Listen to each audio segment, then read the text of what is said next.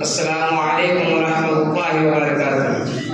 الحمد للہ رب العالمین والعاقبۃ للمتقین والصلاۃ والسلام علی رسولہ الکریم، اما بعد، اعوذ باللہ من الشیطان الرجیم، بسم اللہ الرحمن الرحیم۔ یا ایھا الذین آمنوا اتقوا اللہ حق تقاتہ ولا تموتن الا وانتم مسلمون۔ وقال النبی صلی اللہ علیہ وسلم اتق اللہ حیثما کنت۔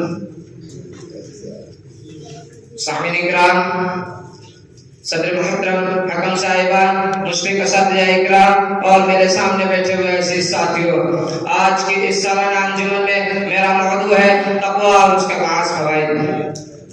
محترم سامعین اکرام، تقوی کہتے ہیں ڈرنے اور خوف پانے کو۔ اصطلاح میں تقوی کہتے ہیں معمورات پر عمل کرنے اور منہیات سے اجتناب کرنے کو، یعنی نیک اور بھلے کاموں کو بجا لانا اور برے کاموں سے بچنا، یہ اصل تقوی ہے۔ کتاب و سنت کے بے شمار مقامات میں تقوی کی عظمت، اہمیت اور فضیلت کا تذکرہ کیا گیا ہے۔ تقوی کا اختیار کرنے کا حکم دیتے ہوئے اللہ رب العالمین نے ارشاد فرمایا، یا ایھا الذین آمنوا اتقوا اللہ حق تقاتہ ولا تموتن الا وانتم مسلمون۔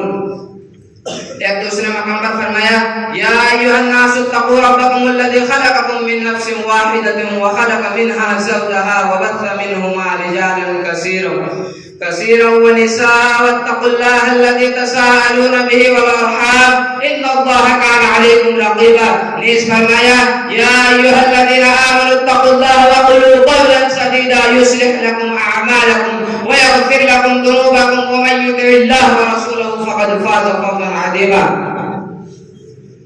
ان تینوں آیتوں میں اللہ تعالیٰ نے اہل ایمان اور تمام انسانیت کو تقوی کی تعلیم دی ہے۔ نبی کریم صلی اللہ علیہ وسلم ان تینوں آیتوں کو اس لیے پڑھا کرتے تھے تاکہ ہر جمعہ اور خطبے کے ذریعے مسلمانوں کی ذہن سازی کی جائے، زندگی کے مقصد کو بیان کی جائے، تقوی کے اہم مقاصد کو ذہن نشیش کرایا جائے، اور جب دل تقوی کے نور سے جگمگائے گا تو انسان خرافات و سیاحت کے منحوس کرتے ہوئے نہیں گرے گا، ذلت اور رسوائی اور ضلالت کے راستے پر نہیں چلے گا، شیطانی راستوں کو اختیار نہیں کرے گا۔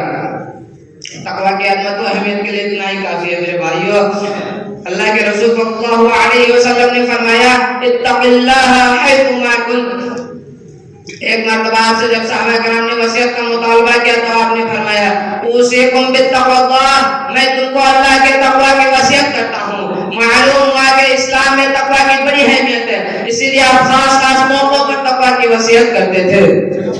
معزز حاضرین، اب میں آپ حضرات کے سامنے تقوی کے بعض فوائد کو بیان کرنا چاہتا ہوں، کیونکہ فائدے سے انسان اپنے اندر شوق اور جذبہ پیدا کرتا ہے۔ نمبر 1، تقوی باعث ہدایت ہے، جیسا کہ اللہ تعالیٰ نے قرآن کے متعلق فرمایا، ذالک الکتاب لا ریب فیہ ھدی للمتقین۔ نمبر 2، کامیابی کا ذریعہ ہے، اللہ تعالیٰ نے متقیوں کے متعلق فرمایا، واولئک ھم